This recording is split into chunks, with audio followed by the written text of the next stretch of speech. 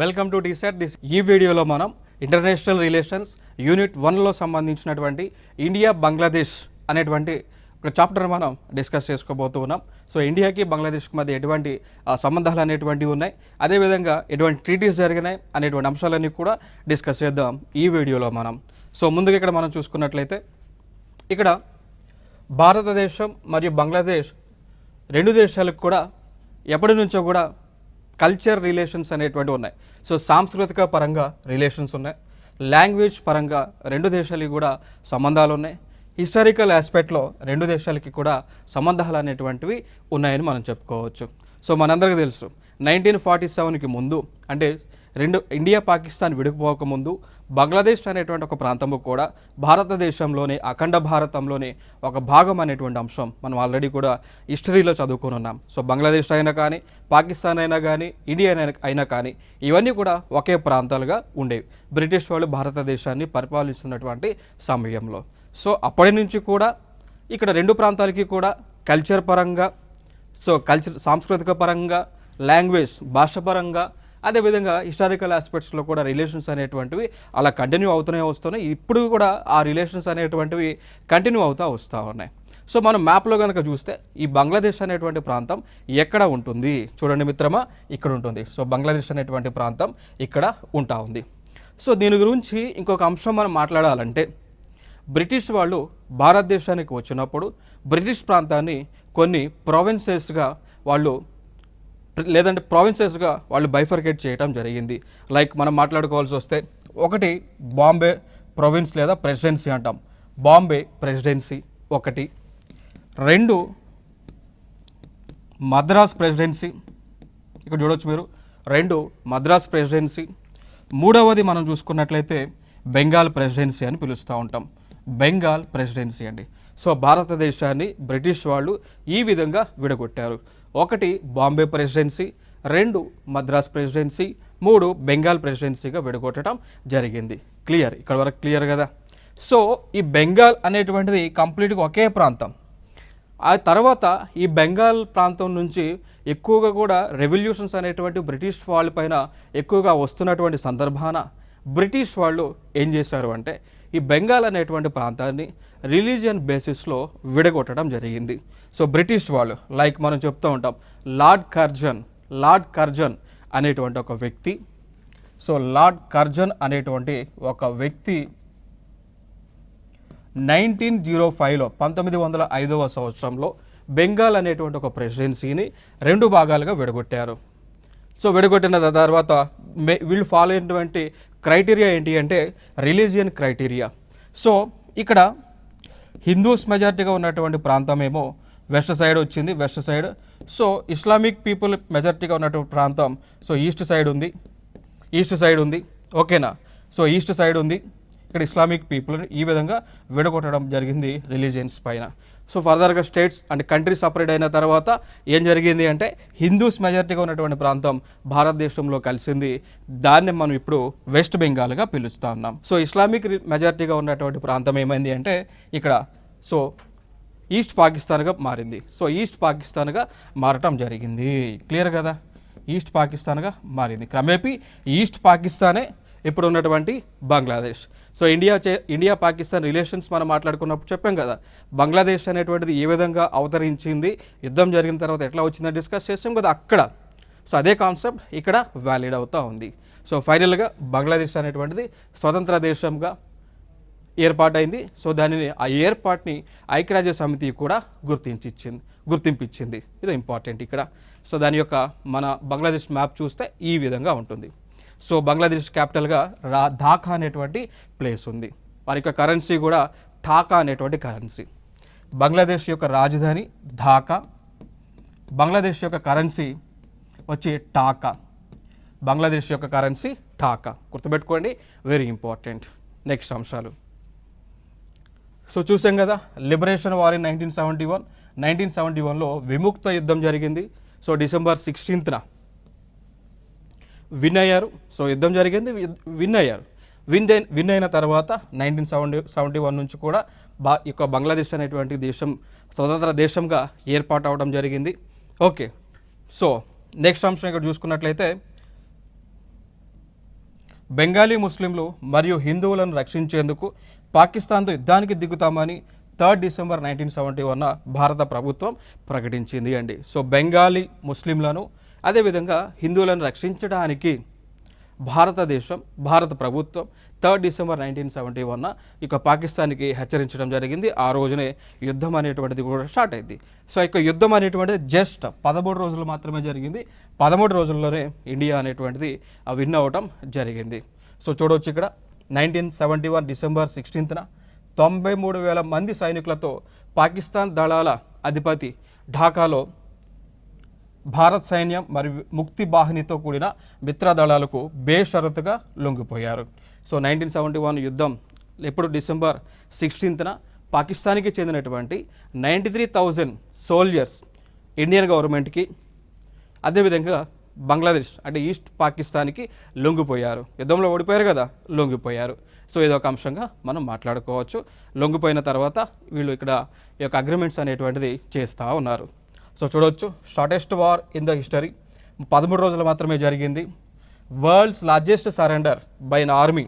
So దాదాపు 90,000 మంది Pak soldiers surrender అవ్వటం జరిగింది. ఓడిపోయామని చెప్పేసి సరెండర్ అవ్వటం జరిగింది. సో ఇది ఒక ఇంపార్టెంట్ ఏరియా ఇక్కడ. సో దాని తర్వాత భారతదేశానికి బంగ్లాదేశ్ ప్రాముఖ్యత ఏమిటి అనేటువంటి అంశాలు మనం చూసుకోవాలి. చాలా ప్రాముఖ్యత ఉంది. సో బంగ్లాదేశ్ ఇండియా ఎందుకు ఎప్పుడు కూడా పరస్పరంగా సహకరించుకోవాలి, ఒకరికొకరు సహాయం చేసుకోవాలి, ఆ ఫ్రెండ్షిప్ అనేటువంటిది కంటిన్యూ చేయాలి. ఎందుకు అంటే దానికి కొన్ని కారణాలు ఉన్నాయి. ఏంటో కారణాలు తెలుసా? ఒకటి ఇండియాకి బంగ్లాదేశ్కి బౌండరీ ఉంటుంది, తెలుసు కదా. సో ఇండియాకి బంగ్లాదేశ్కి బౌండరీ ఉంది. ఆ బౌండరీ లెంత్ ఎంతో తెలుసా? 4096 అండి. 4090 అంటే 4096 కిలోమీటర్స్. ఆ బౌండరీ లెంత్ వచ్చి 4096 కిలోమీటర్స్. ఆ యొక్క బౌండరీ లెంత్ అనేటువంటిది ఉంటా ఉంది. క్లియర్ కదా, వెరీ ఇంపార్టెంట్. సో మరి ఇంపార్టెంటే కాదగా బంగ్లాదేశ్ అనేటటువంటిది ఇండియాకి ఇంపార్టెంట్, అవునా కదా? డెఫినెట్గా అవును అండి. సో ఎందుకంటే ఇది హైయెస్ట్ బౌండరీ. మన భారతదేశం ఏ దేశంతోనైనా ఎక్కువ మేర సరిహద్దు కలిగి ఉంది అంటే అది బంగ్లాదేశ్తోనే. India shares the highest boundary length with Bangladesh. So that's why Bangladesh is very important to India as well as India's relationship is very important to Bangladesh as well. ఇక దాని తర్వాత నదులు మనం చూసుకున్నట్లయితే, నదులు చూస్తే మనకి మన భారతదేశంలో జన్మించినటువంటి నదులు ఫర్ ఎగ్జాంపుల్గా తీసుకుంటే గంగా అనేటువంటి నది ఎక్కడికి వెళ్తూ ఉంది అండి? గంగా అనేటువంటి నది ఎక్కడికి వెళ్తూ ఉంది? బంగ్లాదేశ్కి వెళ్తూ ఉంది. అదేవిధంగా ఇక్కడ మనకి బ్రహ్మపుత్ర అనేటువంటి నది ఏదైతే దేన్ని మనం సాంగ్పో రివర్ అని పిలుస్తూ ఉన్నామో ఆ రివర్ భారతదేశంలో ప్రవహించి అక్కడ నుంచి బంగ్లాదేశ్కి వెళ్తూ ఉంది. ఫర్ ఎగ్జాంపుల్ మనందరికీ తెలుసు. ఓకే, సో ఇక్కడ బ్రహ్మపుత్ర నది అనేటువంటిది సాంగ్పో నదిగా పిలుస్తూ ఉంటాం టిబెట్లో. అక్కడ జన్మించినటువంటి నది అది ఇండియాలో. సో ఇక్కడ ఈ ప్రాంతం అంతా కూడా అరుణాచల్ ప్రదేశ్ మీదుగా భారత భూభాగంలోకి ఆ నది అనేటువంటిది ఎంటర్ అయి అక్కడి నుంచి ఆ నది అంతా కూడా ఎక్కడికి వెళ్తూ ఉంది అంటే బంగ్లాదేశ్లోకి వెళ్తూ ఉంది. సో దీన్ని బట్టి మనం చెప్పవచ్చు కదా, ఇండియాకి బంగ్లాదేశ్కి నది సంబంధించినటువంటి సరిహద్దులు ఉన్నాయని చెప్పేసి. దాని తర్వాత సముద్ర సరిహద్దు అంటాం. ఇండియాకి బంగ్లాదేశ్కి మధ్యలో ఉన్నటువంటి సముద్రం ఏముంది అండి? బే ఆఫ్ బెంగాల్ అంటాం. సో బంగాళాఖాతం ఉంది. సో బే ఆఫ్ బెంగాల్ అనేటువంటిది ఉంది. సో దీన్ని బట్టి మనం చెప్పవచ్చు కదా, ఇండియాకి బంగ్లాదేశ్కి మధ్య సముద్రం అనేటువంటిది సరిహద్దుగా కలిగి ఉంది అనేటువంటి అంశాన్ని కూడా మనం చెప్పవచ్చు కదా. So that's why these two countries relationships are very very important. Okay, next అంశం. ఇంకొక అంశం మనం చూస్తే చైనా వాళ్ళు స్ట్రింగ్ ఆఫ్ పర్ల్స్. చైనా దేశము ఏం చేసింది అంటే ఒక కాన్సెప్ట్ని లాంచ్ చేశారు. దానినే స్ట్రింగ్ ఆఫ్ పర్ల్స్ అంటాం. స్ట్రింగ్ ఆఫ్ పర్ల్స్, దాన్ని ముత్యాల దండ అన్నట్టు. చూడండి ఇక్కడ. సో స్ట్రింగ్ అంటే దండ కదా, పర్ల్స్ అంటే ముత్యాలు. సో ఈ కాన్సెప్ట్ చైనా వాళ్ళు లాంచ్ చేశారు.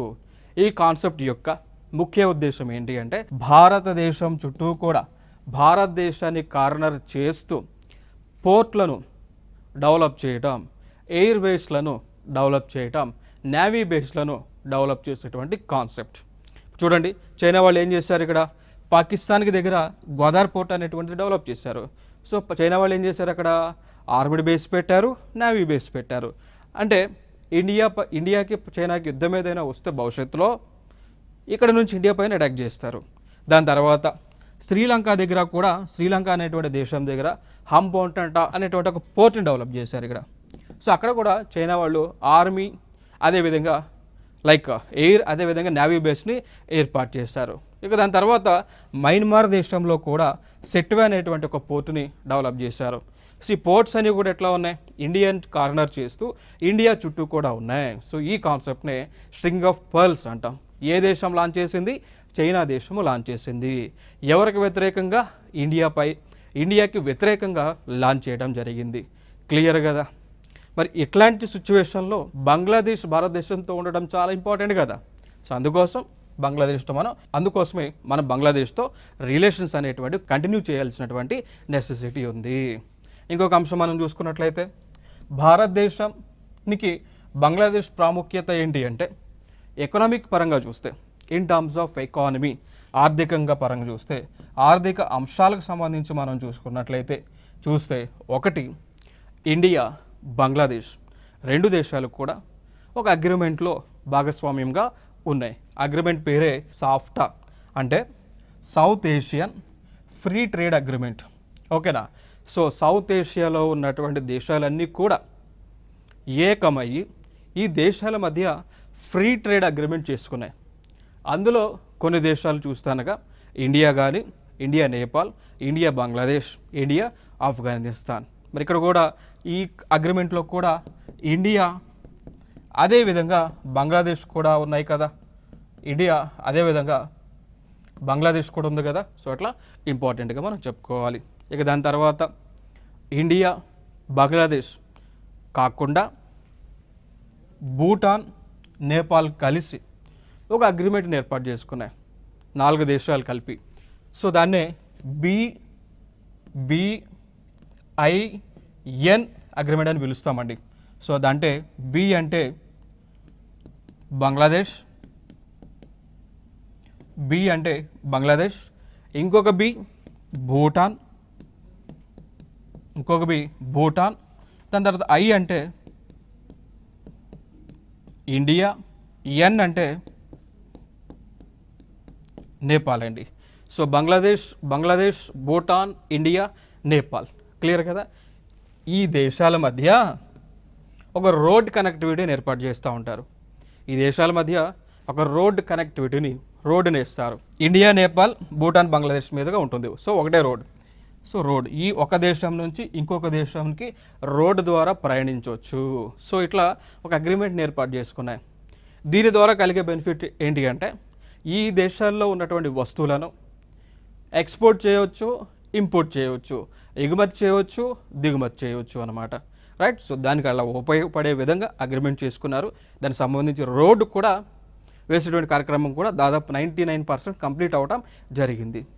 సో ఇట్లాంటి సిచ్యువేషన్ ఉన్నప్పుడు ఇండియా బంగ్లాదేశ్ ఫ్రెండ్షిప్ నెసెసిటీ కదా. సో అదే ఇక్కడ మనం చెప్తా ఉన్నాం. నెక్స్ట్ అంశం మనం చూడవచ్చు, ఇదే రోడ్ యొక్క BBIN మోటార్ వాహనాల ఒప్పందం అంటాం. సో ఇక్కడ మనం చూడండి, ఇక్కడ చూస్తే ఇక్కడ భువనేశ్వర్ ఏ రాష్ట్రము అండి, ఒడిశా రాష్ట్రం. సో ఇక్కడ నుంచి రోడ్డు జార్ఖండ్ రాంచీ కనెక్ట్ చేసి, రాంచీ నుంచి బీహార్ అంటే పాట్నానికి కనెక్ట్ చేశారు. పాట్నా నుంచి ఈ రోడ్ అనేటువంటిది నేపాల్కి టచ్ అవుతూ సిలిగురి కారిడార్ అంటామండి. ఇక్కడ చూస్తే మీరు సిలిగురి కారిడార్ ఉంటుంది, దీన్ని కనెక్ట్ చేస్తూ అక్కడ నుంచి థింపూకి కనెక్ట్ అయ్యి, థింపూ నుంచి అక్కడ నుంచి మళ్ళీ భూటాన్కి కనెక్ట్ అయ్యి, భూటాన్ నుంచి బంతంగ్ అనేటువంటి ప్లేస్కి కనెక్ట్ అయ్యి, అక్కడ నుంచి మళ్ళీ అస్సాంలో ఉన్నటువంటి గౌహతికి కనెక్ట్ అయ్యి, అక్కడ నుంచి బంగ్లాదేశ్ మీదుగా షెల్హెట్ అనేటువంటి ప్రాంతానికి, అక్కడ నుంచి ఢాకా నుంచి మళ్ళీ చిట్టగంగ్ పోర్ట్కి కనెక్ట్ అవుతూ ఉంది రోడ్డు. దాంతోపాటు సో ఈ రోడ్ని డెవలప్ చేసేటువంటి ప్రాజెక్టే BBIN అనేటువంటి ప్రాజెక్ట్. మరి సక్సెస్ అవ్వాలంటే ఇండియా బంగ్లాదేశ్ మధ్య రిలేషన్షిప్స్ అనేటువంటివి కంటిన్యూ చేయాలి, వెరీ ఇంపార్టెంట్. నెక్స్ట్ అంశం చూస్తే ఇంకొకటి, సో డిఫెన్స్ పరంగా కోఆపరేషన్ మనకు చూసుకున్నట్లయితే ఇండియా బంగ్లాదేశ్ మధ్య ఎక్సైజ్ సంప్రీతి అనేటువంటిది జరిగింది. సో ఎప్పుడు ఇది జరగబోతా ఉంది, గతంలో జరిగింది, మళ్ళీ 2026లో జరగబోతా ఉంది అండి. సో అది 11th ఎడిషన్ 3rd October 2026లో జరగబోతా ఉంది. సో జరిగేటువంటి ప్లేస్ ఉమ్రే, మేఘాలయలో జరగబోతా ఉంది, రైట్. సో ఇదొక ఇంపార్టెంట్ ఏరియా. ఇక దాని తర్వాత ఎక్సైజ్ మిలాన్ అనేటువంటిది 19 February 2024లో వైజాగ్లో, సో ఎక్సైజ్ మిలాన్ అనేటువంటిది 19 February 2024లో వైజాగ్ నగరం దగ్గర జరిగింది అండి. ఇది ఒక అంశంగా మనం చెప్పుకోవచ్చు. ఇంకా ఫర్దర్గా బోర్డర్ మేనేజ్మెంట్ మనం మాట్లాడుకున్నాం. ఇండియాకి బంగ్లాదేశ్కి బోర్డర్ షేరింగ్ ఉంటుంది, దాదాపు 4096.7 కిలోమీటర్స్ మేర ఆ యొక్క లెంత్ అనేటువంటిది షేర్ అవుతూ ఉంది. దీనిని పురస్కరించుకొని కూడా గతంలో ల్యాండ్ బౌండరీ అగ్రిమెంట్ అంటాం. సో ల్యాండ్ బౌండరీ అగ్రిమెంట్ అనేటువంటిది ఇండియా బంగ్లాదేశ్ మధ్య జరిగింది. క్లియర్ కదా, జరిగింది. దీనికి సంబంధించి కూడా భారత ప్రభుత్వం ఒక రాజ్యాంగ సవరణ చేసింది. దాని నెంబర్ ఎంత, వెరీ ఇంపార్టెంట్, 100 అండి, 100. సో 100 కాన్స్టిట్యూషనల్ అమెండ్మెంట్ యాక్ట్ అనేటువంటిది భారత ప్రభుత్వం చేసింది. సో అది దేనికి సంబంధించింది అంటే ల్యాండ్ బౌండరీ అగ్రిమెంట్. దేనికి సంబంధించింది? Land boundary agreement, very important. ఇది ఒక ప్రీవియస్ ఇయర్ క్వశ్చన్ కూడా. ఏమని అడిగారు అంటే ల్యాండ్ బౌండరీ అగ్రిమెంట్ ఏ రెండు దేశాల మధ్య జరిగింది? ఇండియా బంగ్లాదేశ్ మధ్య జరిగింది. దాని తర్వాత పాలిటీ ఆస్పెక్ట్లో ఇంకొక అంశాన్ని అడిగారు అండి. సో లైక్ మ్యాచ్ ది ఫాలోయింగ్లో అడిగారు. ఏ విధంగా అడిగారు అంటే ఒక పక్క కాన్స్టిట్యూషనల్ అమెండ్మెంట్ యాక్ట్స్ ఇచ్చారు, CAA అంటాం. ఏ విధంగా అడిగారంటే మ్యాచ్ ది ఫాలోయింగ్. సో రాజ్యాంగ సవరణలు ఇచ్చారు ఒక పక్క ఏమో అవి దేనికి సంబంధించింది అడిగారండి. సో దాని యొక్క రిలేటెడ్ టు అని చెప్పేసి అడిగారు. సో ఒక పక్క 100 ఇచ్చారు, 101 ఇచ్చారు, ఓకేనా. సో 103 ఇచ్చారు, ఈ విధంగా ఇచ్చారు. సో ఇవి దేనికి సంబంధించింది అంటే 100 ఏమో land boundary agreement India Bangladesh మధ్య, 101 ఏమో GSTకి సంబంధించినటువంటి రాజ్యాంగ సవరణ, 103 ఏమో ఎకనామికల్ వీకర్ సెక్షన్ సంబంధించినటువంటి రాజ్యాంగ సవరణ జరగటం జరిగింది. ఇవి ఇంపార్టెంట్ ఏరియాస్. ఇక ఫర్దర్గా మనం మాట్లాడుకోవాల్సి వస్తే భారతదేశం మరియు బంగ్లాదేశ్ మధ్య కొన్ని అంశాలు మనకి ఉన్నాయండి. సో చూస్తే నదులకు సంబంధించినటువంటి అంశాలు ఇక్కడ. సో భారతదేశం మరియు బంగ్లాదేశ్ మధ్య 54 ఉమ్మడి నదులు ప్రవహిస్తూ ఉన్నాయండి. సో బంగ్లాదేశ్ మధ్య ఇండియా మధ్య టోటల్ రివర్స్ ఎన్ని ప్రవహిస్తూ ఉన్నాయి? 54 నదులు ప్రవహిస్తూ ఉన్నాయండి. సో ఈ ఇన్ఫర్మేషన్ కూడా మీరు గవర్నమెంట్ వెబ్సైట్లో మీరు చూడవచ్చు. ఇక్కడ మీకు అందించడం జరిగింది.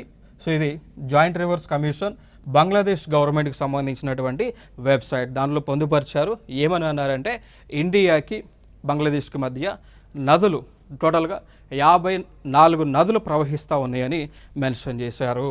ఇదొక ఇంపార్టెంట్ అంశం. దాని తర్వాత ఆ నదులకు సంబంధించి పరిరక్షణకు సంబంధించి జాయింట్ రివర్స్ కమిషన్ని జూన్ 1972వ సంవత్సరంలో ఏర్పాటు చేశారు. సో ఈ జాయింట్ రివర్స్ కమిషన్ అనేటువంటిది రెండు దేశాల మధ్య నదులను పరిరక్షిస్తూ అదేవిధంగా జలాల పంపకాలకు సంబంధించి డెసిషన్స్ అనేటువంటిది తీసుకుంటా ఉన్నారు అండి. ఇది ఒక ఇంపార్టెంట్ ఏరియా ఇక్కడ.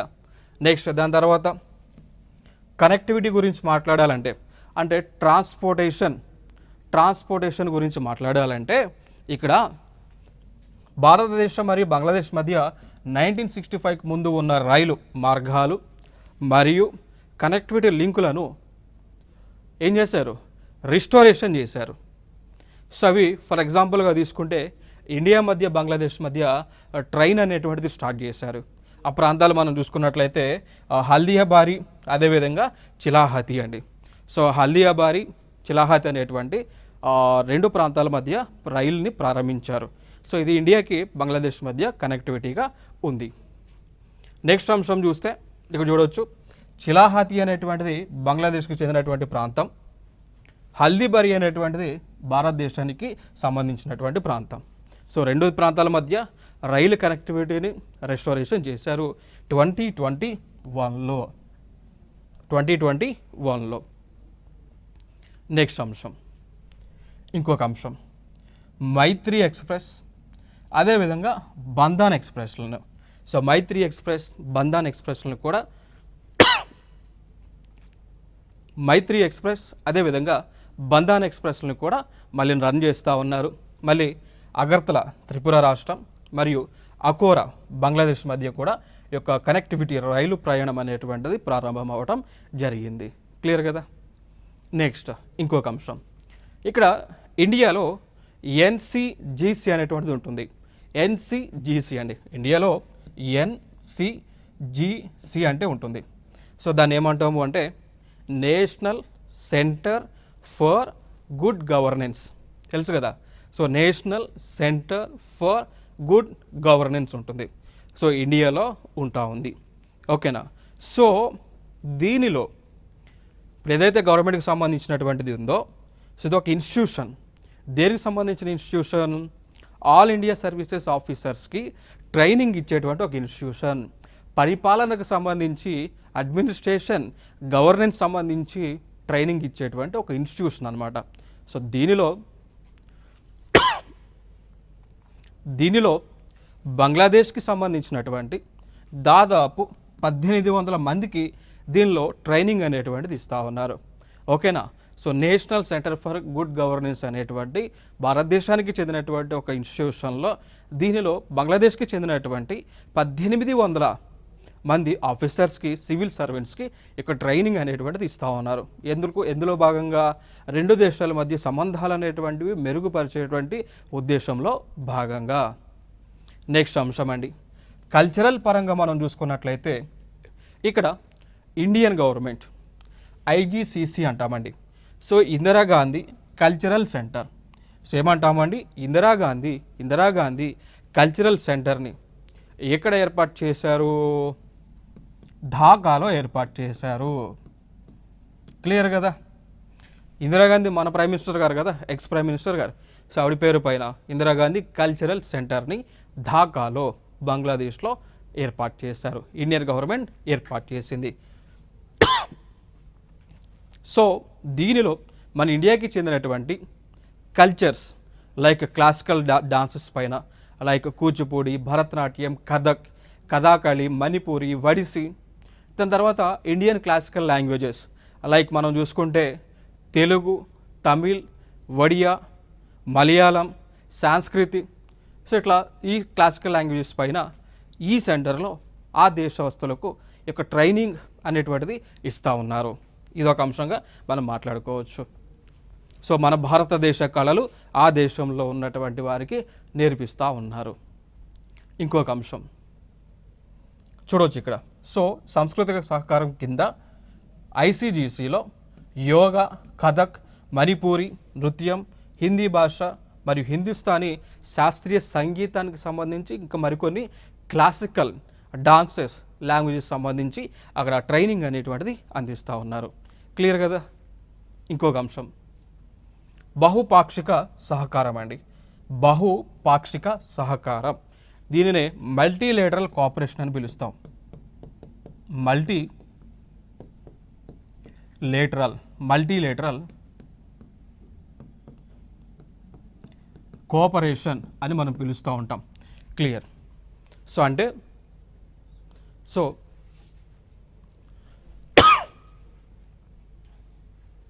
సో దీనినే మల్టీలేటరల్ కోఆపరేషన్గా మనం పిలుస్తూ ఉంటాం. క్లియర్ ఇక్కడ. సో అంటే ఇక్కడ కొన్ని దేశాలు కొన్ని కూటములను ఏర్పాటు చేసుకున్నాయి. ఫర్ ఎగ్జాంపుల్గా తీసుకుంటే సార్క్ అంటాం. ఫర్ ఎగ్జాంపుల్గా సార్క్ని ఏర్పాటు చేసుకుంది. ఫుల్ ఫామ్ ఇంపార్టెంట్, నేను రాస్తాను చూడండి. South Asian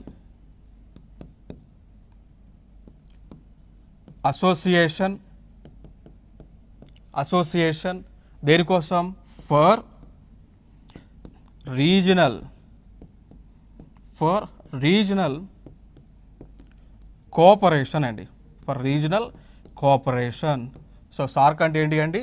south Asian association for దేనికోసం? ఫర్ రీజనల్ కోఆపరేషన్ అనేటువంటి ఒక కూటమిని ఏర్పాటు చేసుకున్నాయి.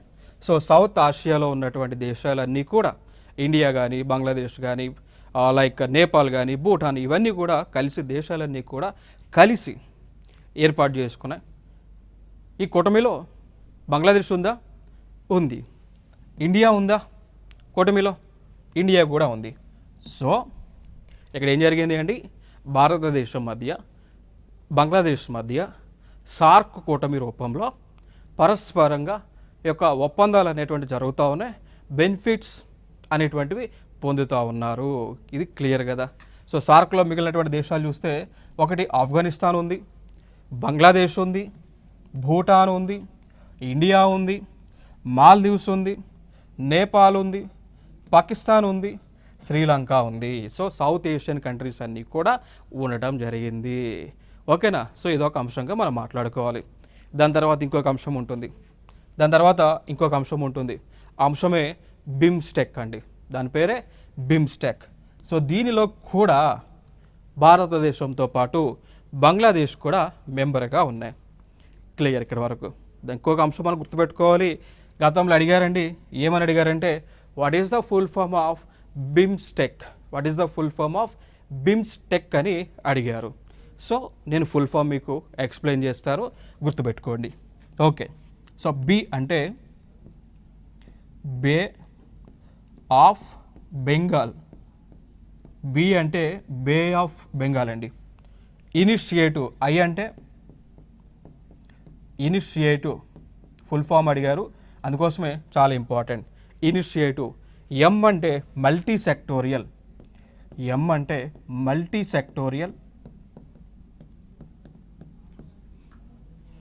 MS and multi sectoral. T అంటే టెక్నికల్.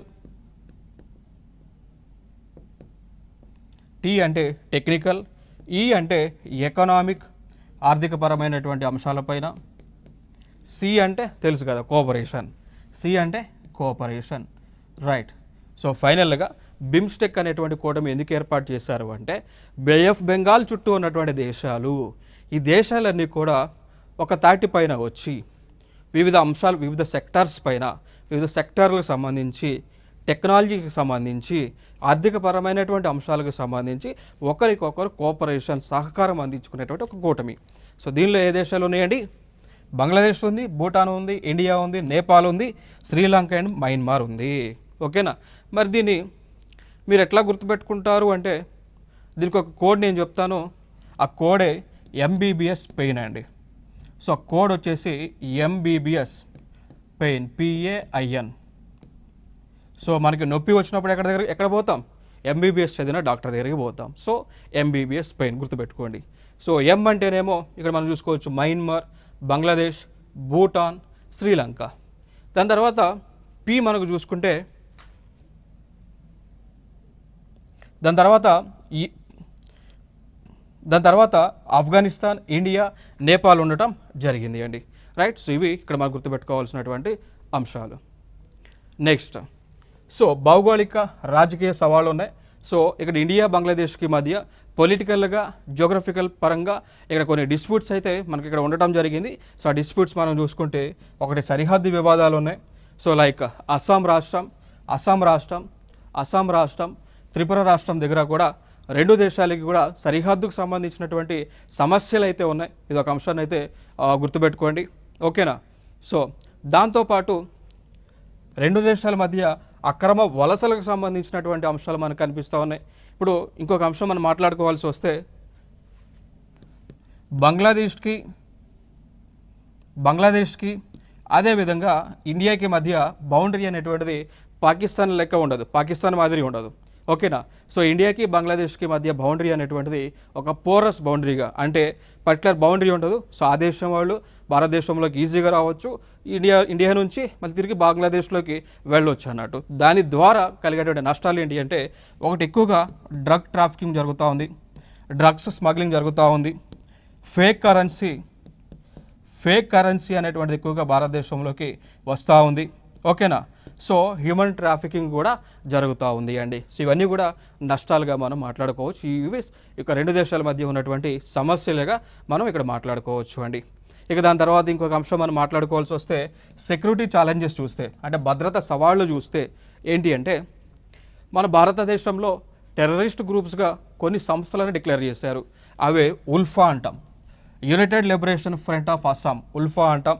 దాని తర్వాత national democratic front of Bodoland మరియు national democratic front of Bodoland ఇంకొక సంస్థ. దాని తర్వాత national liberation front of Tripura. ఈ సంస్థలన్నింటినీ కూడా ఇండియన్ గవర్నమెంట్ బ్యాన్ చేసి ఒక టెర్రరిస్ట్ అలైన్డ్ సంస్థలుగా డిక్లేర్ చేశాయి.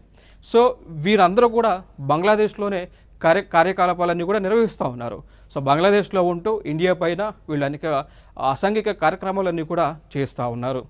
ఇదొక భద్రతా సవాళ్ళుగా మనం గుర్తుపెట్టుకోవాల్సినటువంటి అంశం. ఇంకొక వెరీ ఇంపార్టెంట్ అంశం, రెండు దేశాల మధ్య, ఇండియా బంగ్లాదేశ్ మధ్య ఫరక్కా బ్యారేజ్కి సంబంధించి వివాదం అనేటువంటిది ఉంది అండి. ఫరక్కా బ్యారేజ్కి సంబంధించి రెండు దేశాల మధ్య వివాదం ఉంది. Very important, previous year question కూడా ఇది. ఇది పీవైక్యూ. ఏమని అడిగారంటే, ఫరక్కా బ్యారేజ్ సంబంధించి ఏ రెండు దేశాల మధ్య వివాదాలు కొనసాగుతూ ఉన్నాయని అడిగారు. అది ఇండియా బంగ్లాదేశ్ మధ్య వివాదం జరుగుతూ ఉంది. దేనికి సంబంధించింది అంటే, గంగా నది నుండి హుగ్లీ నదికి నీటిని మళ్లించడం బంగ్లాదేశ్ గతంలో చాలాసార్లు లేవనెత్తినటువంటి ఆందోళన అండి. గంగా నది ఏదైతే ఉందో ఆ గంగా నదిలో ఉన్నటువంటి నీరుని ఇక్కడ వెస్ట్ బెంగాల్లో ఉన్నటువంటి హుగ్లీ నదికి తరలిస్తూ ఉన్నారు. ఆ తరలించేటువంటి కార్యక్రమాన్ని బంగ్లాదేశ్ వ్యతిరేకిస్తూ ఉంది. ఇదొక మనకి వాటర్ డిస్ప్యూట్గా మాట్లాడుకోవచ్చు. ఇవి ఇండియాకి బంగ్లాదేశ్కి సంబంధించినటువంటి అంశాలు అండి. మేజర్గా అన్ని కాన్సెప్ట్స్ అన్నీ కూడా డిస్కస్ చేసాం. అదేవిధంగా ప్రీవియస్ ఇయర్ ఎగ్జామ్స్లో వస్తున్నటువంటి క్వశ్చన్స్ అన్నీ కూడా మనం డిస్కస్ చేయడం జరిగింది. ఇక నెక్స్ట్ వీడియోలో మరికొన్ని అంశాలతో మీ ముందుకు రావడం జరుగుతుంది. Signing off. Thank you.